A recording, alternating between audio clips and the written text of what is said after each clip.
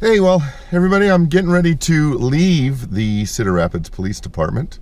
I've been out here for 3 hours this morning, and I am about to head over to the Linn County Sheriff's Office, which is just a mile or two away from this location. So, figuring since I drove 80 miles to get out here to Cedar Rapids Police Department, might as well hit the Sheriff's Department while I'm out here. So, plan to spend about an hour or so outside of the sheriff's station, or in close proximity to the sheriff's station, before I make the drive back home to Davenport.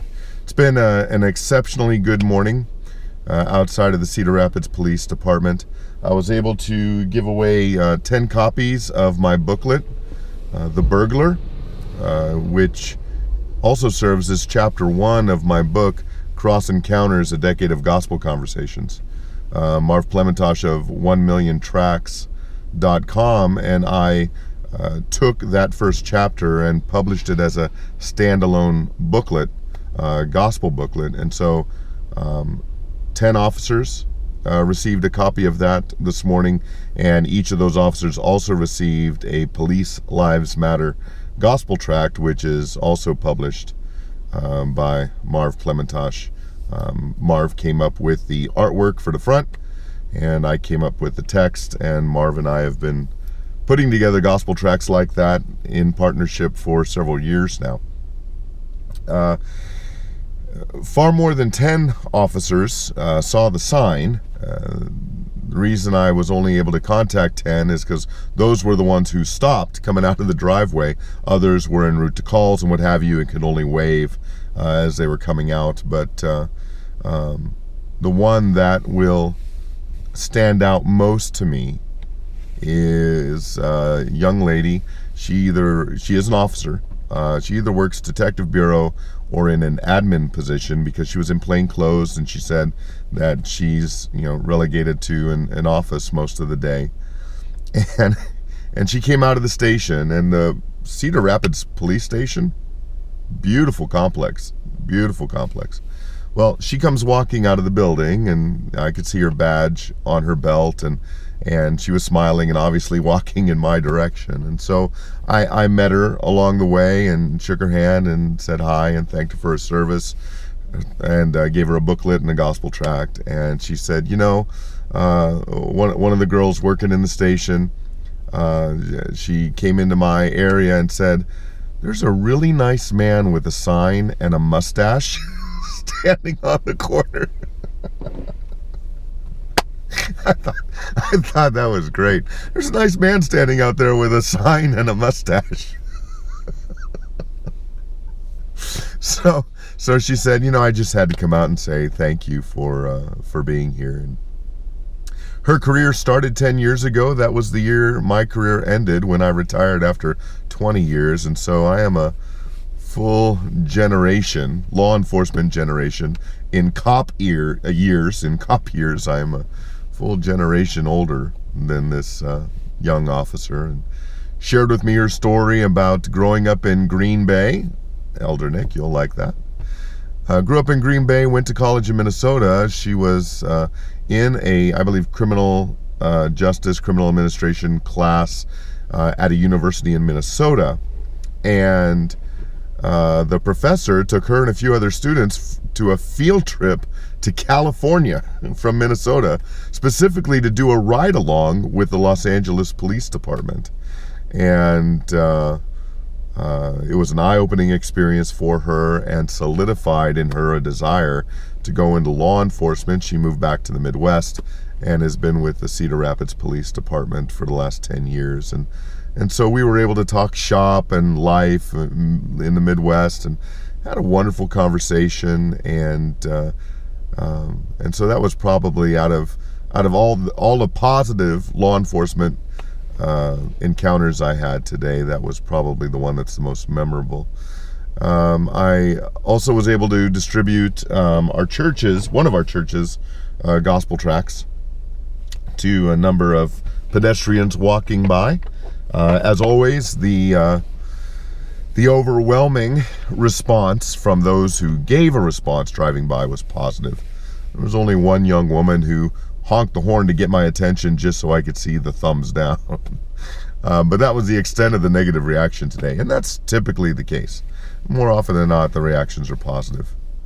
One last encounter I want to share with you before I move on to the Linn County Sheriff's Office is just down the street, at the other end of the block where the police department sits, and across the street there are construction crews doing side work, repair, and it looks like some other kind of remodeling work around that building.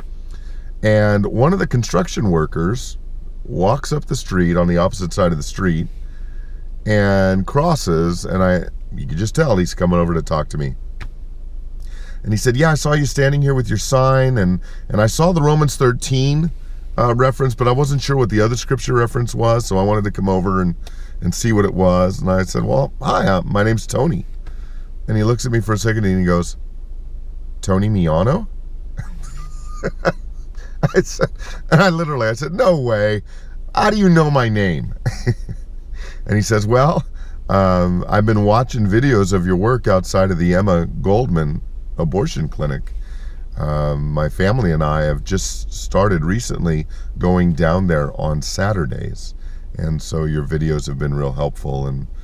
And so his name is Tim, and he lives here in Cedar Rapids, and he and his family go down to Iowa City to the Emma Clinic Abortuary on Saturdays to serve the Lord down there. And so that was a really encouraging encounter, certainly for me, and it seemed that it was for Tim as well. And it never ceases to amaze and surprise me when in the least likely places people walk up to me and say, aren't you Tony Miano?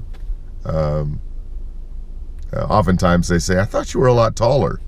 And then I remind them that when I'm open air preaching, I'm usually standing on something. But Tim said, yeah, as soon as you started talking to me, I recognized your voice. And then you said Tony, and he started to do the math. And so anyways, it's been a wonderful 3 hours out here. Hundreds of cars saw the Law Enforcement Lives Matter signs. At least 10 officers received the gospel. A number of civilians, a number of pedestrians received the gospel, and it was a very, very positive time. So, going to head over now to the Linn County Sheriff's Office, about 2 miles away. Spend about an hour or so out there before I make the drive home. Should there be anything to report, I will continue the video after I'm done. Otherwise, God bless and have a great day. Hey everybody, just got on the 380 South leaving Cedar Rapids. Spent about an hour and a half outside of the Linn County Sheriff's Office.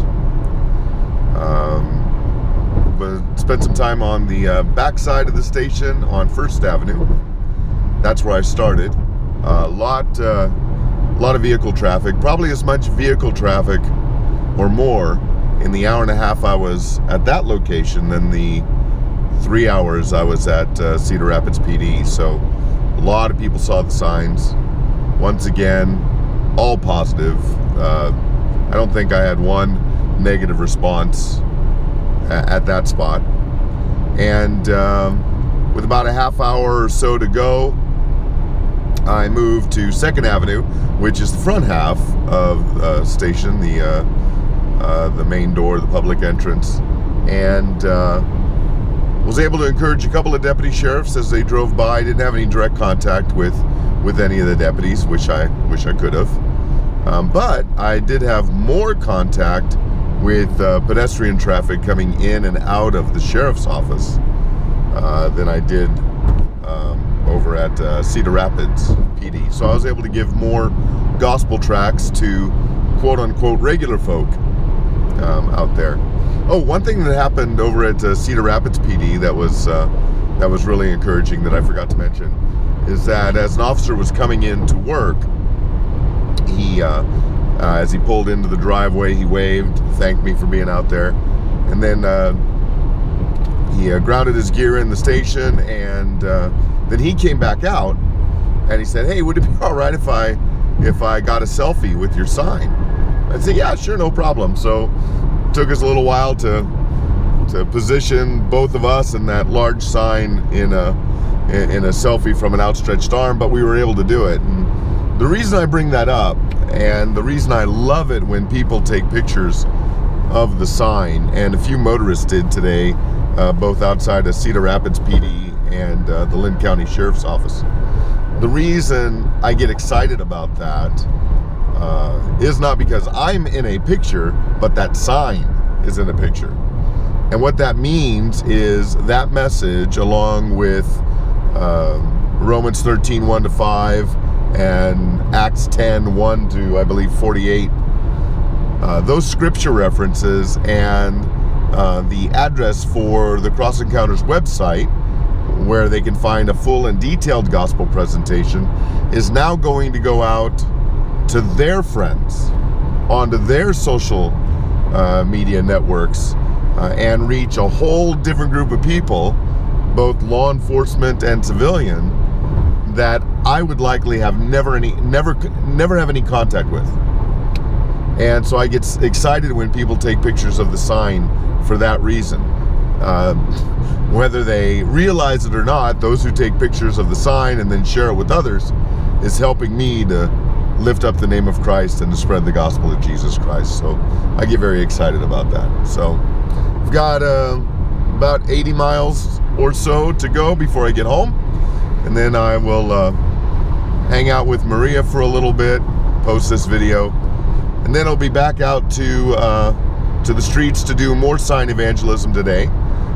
This evening I'll be at 5 Points with my brothers Ryan and Roy and Donnie. We will man each of the 4 corners at that very busy intersection. We will break out the new signs I got that are larger print, shorter, less words, larger fonts, and the church website on it, in the hopes that people will see those messages, see the gospel verses, see the Bible verses on there, see the website, go to the website, find out more about the church, hear the gospel there, and come to the church. Evangelism is about building the Lord's church, both locally and abroad. And so, another wonderful day of evangelism. All right, well, I'm going to focus on driving. And till next time, God bless. Talk to you later.